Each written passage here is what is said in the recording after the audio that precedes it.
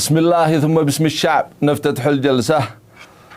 طبعا بمناسبة جمعة رجب معنا اليوم الأخ جلال مدير قناة الهوية، والذي أطلعنا على ما قدموا قناة الهوية في جمعة رجب وما وصل اليمنيون منها وإليها وما هم، ونطرح أنا من عندي ما هم اليوم عليه، ومن بيحاول أنه يشوه هذه، ومن في الميدان بيحقق التشويه. مع الأخ جلال. حياكم الله، كل عام وانتم بخير أستاذ محمد، كل عام والقيادة الثورية وأبناء الشعب اليمني بخير وسلام يا رب. يعني هذه الجلسة تأتي بالتزامن مع احتفالات أبناء الشعب اليمني، هو عيد خاص باليمنيين بهذه الجمعة وبهذا العيد، عيد جمعة رجب، وبكل تأكيد هي مدرجة في خارطتنا السنوية كواحدة من المناسبات المهمة التي نواكبها في قناة الهوية بأكثر من قالب برامجي. طبعا سجلنا يعني الكثير من الجلسات الروحانية والجلسات أيضا الثقافية والتوعوية في أكثر من محافظة، في صنعاء وفي حجة وفي عمران وفي محافظة أيضا الحديدة وفي دمار، وعرضت هذه الجلسات تباعا طبعا على مدى ساعتين، ناهيك عن الأعمال الوثائقية والفلاشات والفواصل والأناشيد التي طبعا جسدت هذه الخارطة البرامجية بما يتناسب مع عظمة هذه المناسبة وقدسية هذه المناسبة عند اليمنيين. طبعا هذا العيد هو خاص كما أشرنا باليمنيين، واليمنيون أيضا سجلوا حضورهم عبر قناة الهوية بالمدائح، بالحديث عن أهمية هذا العيد، عن أهمية هذا اليوم، عن اليمنيين كيف كانوا سباقين في الإسلام، وكيف توارثوا الكثير من العادات والأعراف والتقاليد الحميدة المتعلقة بهذا اليوم العظيم وهذا اليوم الفضيل وهذا العيد الكبير حتى اليوم. إذن الهوية واكبت ببرامج، واكبت بأفلام وثائقية، بفواصل أناشيد، فواصل الكثير من الفلاشات أيضا فيما يتعلق بهذا اليوم العظيم. نحن بعد رجب نتطلع إلى خارطة برامجية رمضانية نعكف اليوم معكم ومع طاقم قناة الهوية وأيضا طاقم قناة الريف على إنتاج خارطة أو خارطتين برامجيتين تواكبان طبعا هذا الموسم العظيم بمشيئته تعالى. طبعا خلال خارطة رجب توقف برنامج السلطة الرابعة، برنامج نافذة الشعب، اللذان يعني لهما علاقة بقضايا الناس ومشاكل الناس. سيعاود طبعا من الأسبوع القادم بمشيئة الله العمل في الميدان وعرض الكثير من المشكلات وعرض الكثير من القضايا، هذا ما بجعبتنا. شكرا جزيلا أخي جلال. طبعا الأخ جلال بصراحة يعني أنا وإحنا نتمنى أنه من كل الوسائل الإعلامية بأنهم يظهروا مدراء القنوات ويطرحوا ما عندهم، البعض يعني لا يفكر أن في شبكة الهوية أن هي الموضوع شكلي فقط، ولكن في الحقيقة بأن ما يطرح في قناة الهوية هو نفسه ما بيقدمه مدير القناة، وما بنتعاصر احنا وياه في أكثر الأحيان بالمواضيع، لأنه احنا طبعا اليوم والمناسبة الكبيرة والعظيمة الجمعة رجب اشتي أعكسها في قبة البرلمان بصدق.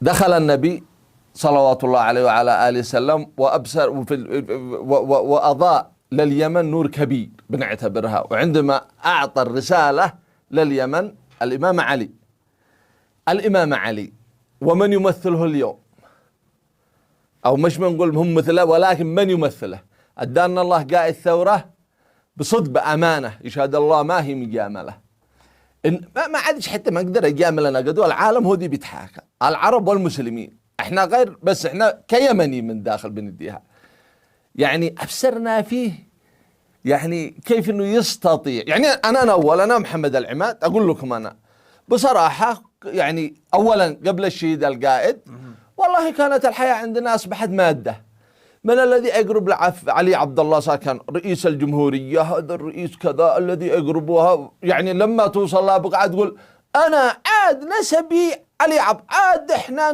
لو أنت في الجيل العاشر عاشب إنك تدخل تبز لك حوالة ولا تبز لك وظيفة ولا تصير تبلطج لك على الناس ولا أي شيء، سمي إيش ما تشتي. كانت هذيك الفترة سمي إيش ما تشتي، إنك تتقرب. والحياة هذيك الأيام مادة، من مع الفلا، من مع السيارة، من مع الهنجمة، من مع يخطاوه محنتر حالة ما حالة. هذا قسح هو الذي ما إيش، هو الذي الناس يحترموه، هو الذي يعني مظاهر الحياة كلها. جاء الشهيد القائد بصراحة احنا كنا في وادي ثاني وما كنا مدري كيف، يعني احنا في صنعاء وتربية صنعاء وما بش ولا اي صلة، يعني حتى تربية صنعاء وبشكل غير مباشر ونقول لها بصدق يعني، ولا بصدق بقريبين من الإصلاح. يعني أنا تربية الإصلاح قريب بشكل كبير جدا من الإصلاح. فكان ما هو شاخذ. لما تبصر بعدها كنا أول شيء نسمع الخطأ المحاضرات حق ونسمع كذا وحبة، يعني مع أن احنا قرينا في مدارس زي دي لو نقول على أساس الفكر، بس ما اقتنع. حتى في الإصلاح كنت قريب ما نش مقتنع 100%، بس كحركة إسلامية يعني في النهاية الدين عندنا الأساس. يعني ملخبط الواحد. في جيش الشهيد القائد كيف خرجنا وحاول يعني بالمنهجية حقه إنه كم ناس خرجوا من الماديات إلى أنهم يعرفوا الله، ولو مش بالشكل الإيماني المزايدي، مش بالشكل الإيماني، بس عرفنا بشكل تدريجي. جاء السيد القائد سلام الله عليه أشهد لله، وهذه أول مرة دي شهد، أننا كنت أقول إنه فقيه، قلنا هذا فقيه جاء فقيه وإيش يفعل لنا، بس أفسرنا قائد. أنت شي بالاقتصاد بيجاب لك بالاقتصاد إن كيف إنه يستطيع بإنه يعني إذا انحرفت يردك لله بشكل ما تعرف، ولا يهينك ولا ينزل من كرامتك ولا يذلك ولا يبتزك ولا يزايد عليك ولا عنده هذه. كيف إنه يستطيع إنه يردك لله بشكل ولا انت داري بحكمة. أنا ليش بنربط لك؟ لأنك تبصر من بيقتدي بالإمام علي ورسول الله ومن الذي بعده ومن بعده والأنبياء. هذه سلسلة. لما جينا للمبروكي مؤمنين أشهد لله إنه أصغر منك إنك تستحي إنك تجابره بمجبر، يعني من الأخلاق الذي فيه والقيم، وهذولا موجودين وجناح كبير تستحي. وبه ناس المتقمصين وبه ناس من الأولين. اليوم نديها عشان بيرجعوا في رجب كيف اليمنيين دخلوا، لأنه من جاء وانتو كم بتخرجوا الناس. عندما يجي واحد سين، أنا أوقع لي قبل يومين وإحنا وأنت بعدين طرق تشتي خطأنا، وأنت لما طرق تشتي خطأ مالك ما تعرفني، قلنا الله يخرجنا منه ذيه. عفوا يا سيدي وعيني. قال ما عرفتني، أنا من بيت بقبق. قلت ذكرني بيت الأحمر وبيت عفاش، بس الدالقة بهاشمي. قلت أيوه. سألت الشباب قلت يعني إيش يعني صدق. أنا استغربت يعني أنا إيش يعني واحد فوق حبة آخر مودي بيجابرني هكذا. أنا إيش دخلني يعني هو يعني ما فهمت والله العلي العظيم ما فهمت. أنا من يعني إيش الموضوع ماله وبيتحاكى وفعلها هكذا. أما أنا ذكرني حميد الأحمر وهذا يا العفاش ياخذ الله ما يخطأ طارق. أبشرني كيف. قلت ما لفت دورنا رجعنا قال شخلك ما عرفتني. قلنا لا وليك الله واليوم النوريها. عفوا يا أستاذي. قال أنا زد إيش طلع قاضي. قلت لا وليك الله زد لقب وقاضي صراحة ما كان محمد العماد. قلت العفو أي خدمات كملنا بيني بينك معرفة سيرة وجية دورنا ورجعنا عاد إحنا بنعرف هذا كالمنظر كيف بيسي للمسيرة. والله إنه بيسي ورب الكعبة إنه بيسي. أشهد لله إنه بيسي.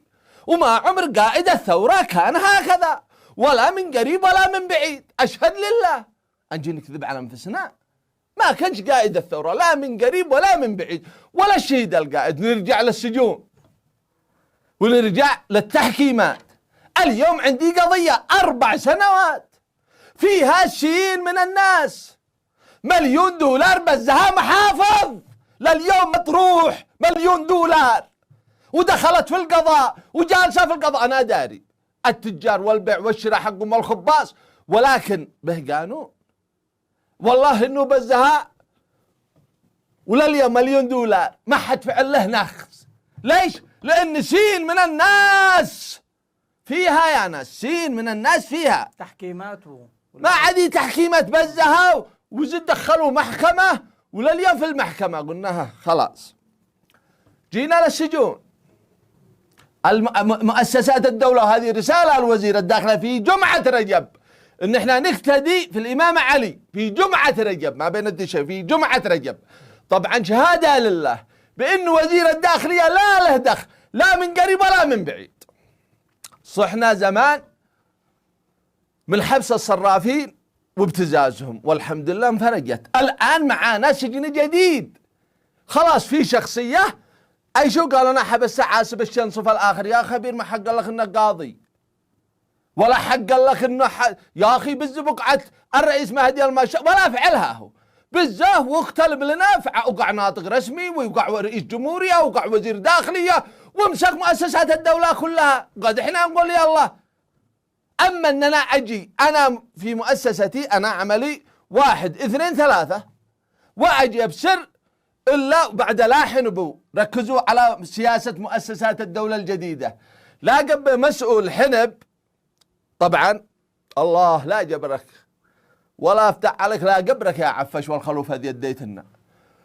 اذا قحنب ايش يفعل؟ صار الداله من مخلفات عفاش. ادخل اتصل فلان بعد ما قد ادروا القياده، اتصل فلان قول انا اتخارجك وصير خارجه وانا اتخرجه خلاص اتخرجه. وبعد الله اتصلوا لي اقول قد جاء ضمن القضيه هذول كذابين بيبتزوا الناس. اما لولا المحافظ هو داري انهم سرق قبزهم. خرجت الاسم هذه ركز. ايوه هذول كم بمحابس. واليوم انا هنا في قناة الهوية وادعو جميع الناس المظلومين محبوسين من جهة امنية من جهة عسكرية من جهة اشماهي قدموا الملفات. اقسم بالله في اذا سكت فاكون يعني ايش اقول اللعنة عرضي مدى السنين. ادوهم بس انا ما دحين وكيل قبيلة والله ما اشتي لاحد لا كنت في السابق ولا لاحق ريال. تعالوا وابشروا. الشيء الثاني هذا الذي في جمعة رجب المفروض يكونوا قدوة. اليوم ما بش انا داري ان انا اتدفع الثمن في هذا المجبال، بس في 66 والله ما في راسي. ليش؟ لاني نعرف به قائد ثورة منصف وما يمكن انه يوم من الايام انه يرضى بالظلم، واحنا في نفس الوقت عارفين ان به قيادة في رأس المؤسسات ما هي عارفة ايش بتفعلوا. الشيء الثاني اسألكم بالله يا اصحاب القرى، احنا ممثلين من واحنا بنحتفل اليوم في جمعة رجب الذي كان لها الدور الذي قدوتنا اليوم والذي احنا بنقتدي فيها اليوم. يجينا ما لم يستطع ابراهيم الحمدي يحققه حققنا. صار ابراهيم الحمدي الله يرحمه لا ذمر قال لهم يا اصحاب ذمر اشتوا قالوا مينا يا سلا وكان هو ادوا لهم قال ايش مينا وهي خقه ما احنا فعلناه. الخقه اصبحت حقيقه اليوم. بمينا في ذمر بيجمركوا ما شاء الله مينا بيجمركوا حلو. قلنا الجمارك يلا تصير جمرك. ليش؟ لانهم عازب يضغطوا على الناس يفتحوا ميناء الحديده ويكون يدهم ميناء حلو. يعني احنا مع هذا القرار، بس ان احنا حصلت قضيه. طبعا انا بين اليوم عاتب من يعني قلت واحد امانه بين حاكينا المسيره وقال والله يا محمد ان انا عارف بالمسيره وعارف بكذا، بس اقسم بالله يا الاعمال بالواقع قهربت التجار السعوديه والله ما خلت احد في صنعاء في تنفيذ بعمل منظم. ايش الخبر؟ قلت له ايش عليك؟ قال يا خبير انت تبصروا الاستوديو هذا ذي ورايا هذا هو سنديان. يجي سنديان يعني يجي يعني كيف اقول لك يجي يعني هو يجي ساعة البلاستيك يجي ما هو يعني هو شكل بس يسموه بديل الخشب. هذا سعر التنبلة يعني ما بالشي يعني مش هو خشب بديل خشب. هذا يفعلوا ديكور فقط. طبعا بنفضح المهندسين تمام. فهو شكليات عازب يكون منظره حلو بنجره. قال انا معاي 2 حاويات فصرنا نشي نجمرك. كان قالوا لا هذول الخشب قال له هذا بديل الخشب. قال لا هذا الخشب. قال ذا الحين أنا جريتهن قد جمركت في عدن، والقرد جاء قبل ما أشحنهن، يعني قال قد الأمور هانا وصلت. قال وصلنا ذا الحين علي ذا الحين ايش اسمها قاموا يصير مخالفات، وعلي كذا وعلي، قلبه علي اشياء خيرات ذا الحين. الان قد الجمارك اشتوا اكثر من 4 مليون، كم قيمتها وكم اتدفع؟ قلت لا بالله ما يمكن الجمارك، والان يا رجال قد بعدوا رئيس المصلحة وطلعوا ينقلب علي قد وكيل اول، وطلعوا واحد جديد يبعدوا من الزكاة، وقد خلوه الآن رئيس المصلحة، يعني إن شاء الله قدما روعة. ما بالله ضروري عنسين بسنة الجمارك ايش فعلت. احنا نشي نعرف ضروري، هذا لا يمكن أن نسكت عليه وما ترضى القيادة. الذي صدمني أقسم بالله الذي اختفعت، قال على طول أوصل للجمارك يقولوا لي أندار يا أستاذ محمد. قلت ايش به؟ قال الجمارك ذي هاناك ما بيتوجه مننا. قلت كيف أنتوا جمارك أنتوا واحد؟ قال لا هذا جمارك ثاني، هذا ما له دخل المصلحة، هذا الآن بيخرج ويدخل ويرفع. قلت كيف أنا أفدالك، أنا في وجهه خارجني. هذا الميناء حقكم دي طلع الميناء ما يتبعكم؟ قال لا والله ما هو تبعي ميناء الحديدة، ميناء عفوا يا الله والله قد فعلنا ميناء ذمار. الله وصلنا أشهد لله الله إنه إحنا أصحاب خبان نشتي ميناء، أمان أصحاب خبان نشتي ميناء، اشتي ميناء في الرضمة بالذات، معانا ميناء يوقع في الوادي ويجي من جنب اللسان بأرض اللسان هذه حق أمي عقب الزوها، يجي من عند اللسان وأنا أفعل أنا جزيرة اللسان. الناس تحاو أيش الخبر؟ يجي جمارك يقول أنا ما ضابط الميناء حق الذمار، وذمار يقول ما بالله أفعل مبالغ للتجار. أقسم بالله إن بجهة شغالة مع السفير السعودي. ما هي طبيعي الموضوع، ما هو طبيعي يا ناس يا خبرة. ايش الذي حاصل؟ احنا صحنا من التجار كانوا يرفعوا، صحنا والذي باللعبة وفرحنا اني عجي تغيير، جت تغيير جديتوا لنا وكيل المنظمات رئيس الغرفة التجارية، قلنا حلاوة انا افدعلك والحلا ايوه، وديتوا لنا القسمات قفزتوهم مسكوا المؤسسات، قلنا يلا خارجونا والله معكم خطة استراتيجية، ما احنا داري من كبة الطيار ما نلقف الكرسي لقف. اليوم جينا تقدمنا قلنا ايقاع تغييرات جذرية وراعينا للوزراء سنة، جينا اديتونا التوطين هذا مع احترامي ولا يقثوا بيت هايل، طبعا لأن بيت هايل يعني علاقتهم ضخمة بالجميع حتى فينا لا حد يقثى. جيتوا فعلتوا التوطين واحنا فاهمين مسرحية التوطين، يعني نقلتوا من الاستكفاء الذاتي الى التوطين الذاتي. التوطين ايش التوطين؟ قال لك يكون طبعا كان ايام عفاش الحصرية، هي كانت موجودة ايام عفاش اسمها الحصرية. طبعا الحصرية هذه مع هذا يقول لك انت الذي بدأت معك حصرية لك 20 سنة. الان مسرحية التوطين جو مسكوها نفس الفكرة. الان ايش التوطين؟ مش انك تزرع وتخرج وتفعل بعدها سكر، لا تدي حاويات فيها سكر مكعبات وجر لك ياس من خارج، ودت عندي الله يسمى هذاك المطحنة ودي عندي الاكياس وعبي، ويقول لك الله الان احنا استكفينا ذاتيا ونطلب من القياده ان هي هذه يعني تدعم التوطين. ابوها المسرحيات الله لا يرحمكم، امانه قلبتوا سياسه قائد الثوره. اليوم متعثر، يعني استراتيجيه توطين الالبان متعثر لانه بيعيق مشروع فلان. التوطين يعيق التوطين.